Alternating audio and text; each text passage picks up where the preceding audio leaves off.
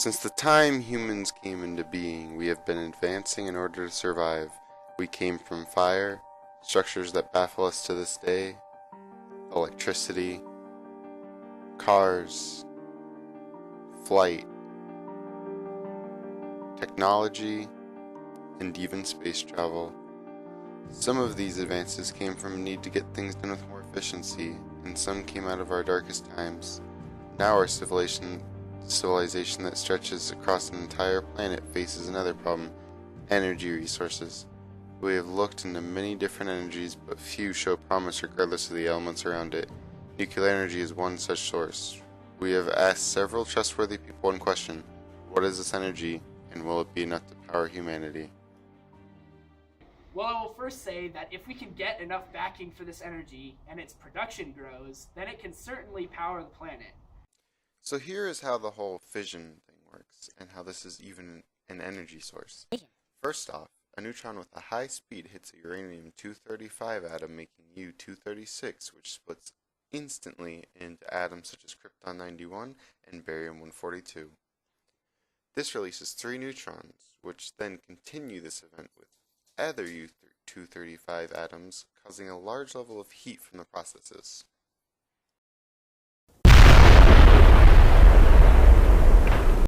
So using heat created from the nucleus breaking up, we can turn water held here, or uranium fuel.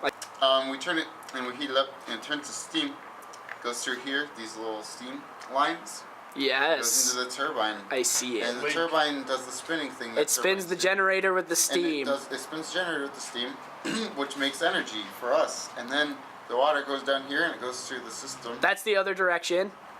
It goes through the system here. And it goes up here and out comes this water vapor. So pretty.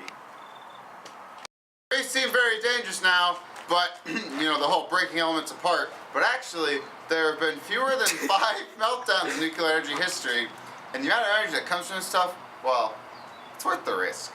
Go. The history of this sufficient energy is a dark one. The largest research into this energy came about to create the atomic bomb. Now, we use this energy to benefit mankind, not destroy it.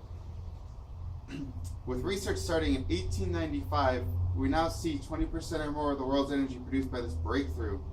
Now that the large fear of this energy seems to have gone away, political figures now back this energy, and popular vote does as well. Not to say that a new plant's construction is always passed, but the production has definitely become welcomed in many places around the globe. The fact about nuclear energy is that the waste is actually recyclable. We call this nuclear reprocessing. Yeah? Alright.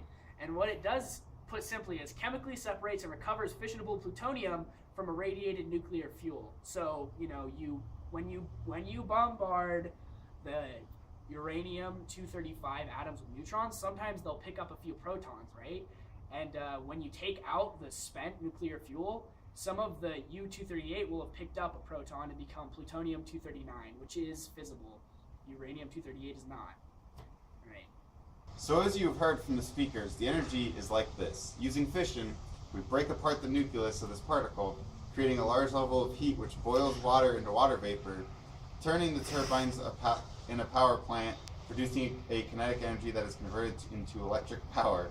The power is sent out of the plant, powering large areas around the globe. The waste produced from this fission is then recycled and used to create more fuel for the fight in alternative energy.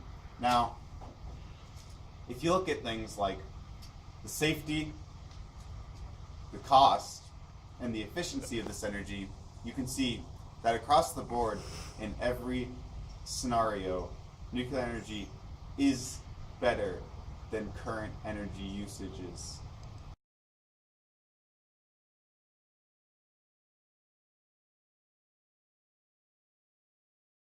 So last thing I wanted to say was that the charts for the US are as follows, where nuclear energy is at about 20.3% of the entire US's energy, which is interesting considering only a few years ago it was less than 1%.